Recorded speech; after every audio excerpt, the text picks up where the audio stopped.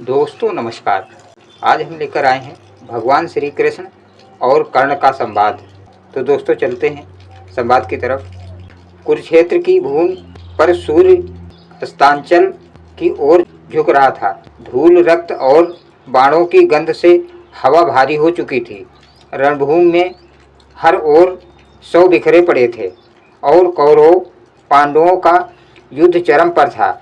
इस भीषण संग्राम के बीच एक क्षण ऐसा आया जब कर्ण का रथ अचानक कीचड़ में फंस गया। कर्ण ने अपने सारथी शल्य को देखा। शल्य, रथ आगे क्यों नहीं बढ़ रहा? शल्य ने घबराकर कहा, रथ का पहिया धरती में धंस गया है महारथी। शायद किसी देवास्त्र के प्रभाव से भूमि ने इसे जकड़ लिया है। कर्ण ने गहरी सांस ली। उसके कपाल से पसीने की धार बह रही थी। वो जानता था कि यह क्षण निर्णायक है।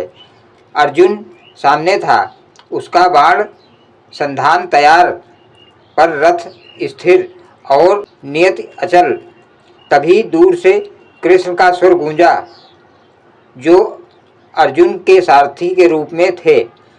देखो पार्थ, वो क्षण आ गया। वही कर्ण जो अब तक अपराजित था, आज पृथ्वी ने उसका रथ रोक लिया है। अर्जुन ने कहा, मधुसूदन, वो निहत्था है, रथ फंसा है, मैं उसे कैसे मारूं? ये तो अधर्म होगा। कृष्ण मौन रहे। उनकी दृष्टि कर्ण पर टिक गई। कर्ण की आंखों में तेज था, पर उस तेज में थकान और एक अजीब सा वैराग्य भी झलक रहा था। कर्ण ने बाण रख दिया, धनुष को नीचे किया और अपनी दृष्टि कृष्ण पर केंद्रित की। केशव, उसने पुकारा, तुम मुझे अधर्म में मरवाना चाहते हो? कृष्ण धीरे धीरे उसके समीप आए। कर्ण, यह अधर्म नहीं, यह काल का विधान है। आज जो घट रहा है वो युगों से लिखा जा चुका है। कर्ण ने कड़वाहट से हंसते हुए कहा, युगों से लिखा? तो क्या मेरे सारे कर्म व्यर्थ थे? माधव, क्या मैंने दान, मेरी निष्ठा, मेरी वफादारी का कोई मूल्य नहीं? मैं हमेशा नीति पर चला, फिर भी आज मैं अधर्म का पात्र कहलाता हूँ।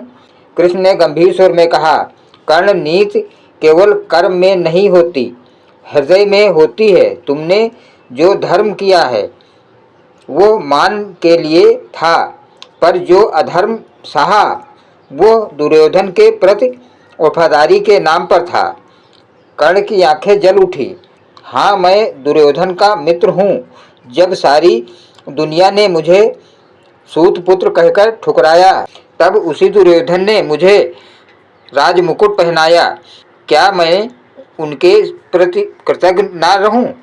क्या वफादारी का अर्थ केवल तब तक है जब तक वो धर्म की ओर हो? जो व्यक्ति मेरे सम्मान का रक्षक बना, मैं उसके लिए मरने को भी तैयार हूँ। कृष्ण कुछ क्षण मौन रहे, फिर धीरे बोले, और जो तुम्हारा सच्चा रक्त है उसका क्या? क्या तुम जानते हो कर्ण की तुम कौन हो? कर्ण ठिठक गया। उसने कृष्ण की ओर विस्मय से देखा। क्या अर्थ है तुम्हारे शब्दों का माधव? कृष्ण बोले, सुनो कर्ण, आज सत्य का समय आ गया है। तुम्हारा जन्म एक सूत के घर नहीं हुआ, तुम्हारा जन्म हुआ था कुंती के गर्भ से। जब वो अविवाहित थी, सूर्यदेव ने वरदान के प्रभाव से तुम्हें जन्म दिया। तुम पांडवों के ज्येष्ठ भ्राता हो, अर्जुन से बड़े। तुम कुंती का पुत्र हो, राजकुमार हो, ना कि सूतपुत्र। कर्ण के हाथ से बाण छूटकर नीचे गिर गया। उसके मुख से एक शब्द भी न निकला, केवल उसकी सांसें भारी हो गईं। क्या कहा तुमने माधव? उसने कांपते स्वर में कहा, मैं कुंती का पुत्र। कृष्ण ने सिर हिलाया। हाँ कर्ण, तुम्हारे कानों से जो कवच कुंडल जन्म के साथ आए थे वे इसी सत्य के प्रतीक थे। वे देवी थे क्योंकि तुम देवपुत्र थे। कुंती ने भयवश तुम्हें जल में प्रवाहित कर दिया। था, उसी से तुम अधिरथ और राधा को मिले और सूत पुत्र कहलाए। कर्ण की आंखों से अश्रु बह निकले। तो यह है मेरे जीवन का उपहास, उसने करुण स्वर में कहा। जिसे मैं शत्रु समझता रहा वे मेरे ही भाई निकले और मैं उसी के विरुद्ध बाण उठा रहा हूँ। कृष्ण ने कहा, यही नियति है कर्ण, यह युद्ध केवल नीति का नहीं नियति का भी है। तुमने अपने जीवन भर सूर्य की ओर देखा पर कभी यह नहीं जाना कि स्वयं सूर्य का तेज तुम्हारे भीतर है। आज जब तुम्हें सत्य ज्ञात हुआ है तब भी निर्णय तुम्हारे ही हाथ में है। तुम चाहो तो अर्जुन के बंधन में ना पड़ो, युद्ध छोड़ दो और अपने भाइयों से मिलो। कर्ण ने कुछ क्षण आंखें बंद की। वो मौन रहा, जैसे भीतर कुछ टूट रहा हो। माधव, उसने कहा, क्या मैं युद्ध से पीछे हट जाऊं? क्या मैं दुर्योधन को अकेला छोड़ दूं, जिसने मेरे जीवन में सम्मान दिया? कृष्ण ने कहा, दुर्योधन ने तुम्हें सम्मान दिया परंतु तुम्हारे मन में अधर्म बोया। उसने तुम्हारे भीतर के रथी को नहीं, तुम्हारे अहंकार को पोषित किया है। तुम जानते हो कि द्रौपदी का अपमान अधर्म था, पर तुम मौन रहे। तुम जानते थे कि जुए में छल हुआ, पर तुमने विरोध नहीं किया। ये मौन तुम्हारे धर्म को खा गया। कर्ण ने कहा, तो क्या मैं अपने मित्र से विश्वासघात कर दूं? जो मुझे सूतपुत्र कहकर अपमानित करता था, उसी के सामने दुर्योधन ने मेरा सिर ऊंचा किया। क्या मैं उस ऋण को भूल जाऊं? कृष्ण ने उत्तर दिया, ऋण चुकाने के अनेक मार्ग हैं कर्ण, परंतु अधर्म के साथ रहकर ऋण चुकाना स्वयं अपने कर्मों को कलंकित करना है। धर्म व्यक्ति से नहीं, उसके कर्म से पहचाना जाता है। कर्ण ने व्याकुल होकर कहा, पर यदि मैं आज लौट जाऊं तो संसार कहेगा कि कर्ण कायर था। मैं अपनी प्रतिज्ञा से पीछे हट गया। कृष्ण मुस्कुराए, कायर वो नहीं होता जो लौट आए, कायर वो होता है जो सत्य जानते हुए भी झूठ का साथ दे। लेकिन मैं जानता हूँ कर्ण, तुम्हारे भीतर की अग्नि तुम्हें लौटने नहीं देगी। तुम्हारे आत्मा युद्ध के लिए बनी है और नियत भी यही चाहती है। कर्ण का चेहरा कठोर हो गया। तो यही सत्य है माधव कि मैं जन्म से पांडव हूँ पर कर्म से कौरव। कृष्ण बोले, नहीं कर्ण, तुम केवल एक योद्धा नहीं, एक प्रतीक हो। मनुष्य के जीवन में जो द्वंद्व होता है, सत्य और कर्तव्य का, धर्म और वफादारी का, तुम उसी द्वंद्व का मूर्त रूप हो।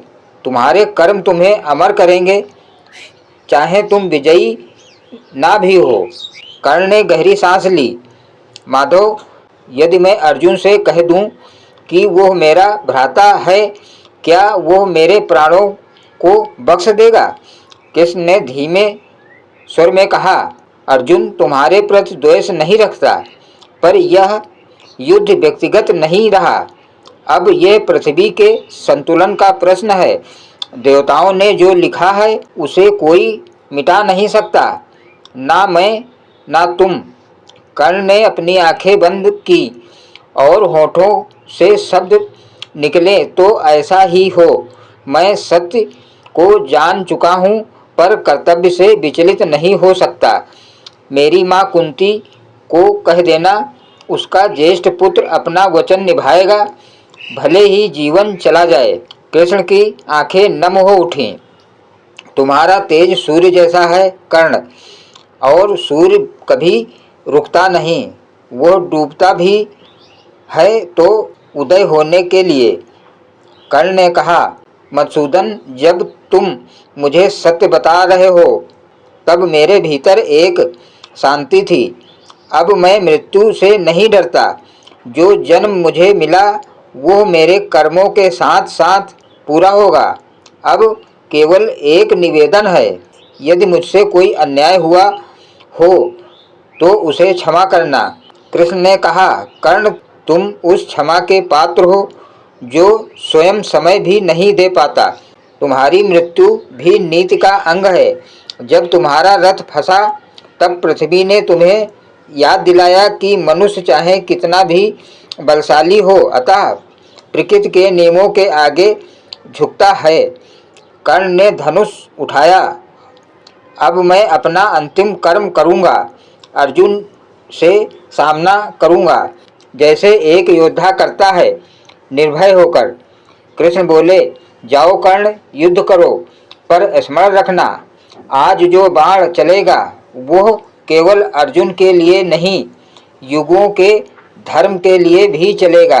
तुम्हारा नाम समय में रहेगा, क्योंकि तुमने सत्य को जाना और फिर भी अपने वचन से डिगे नहीं।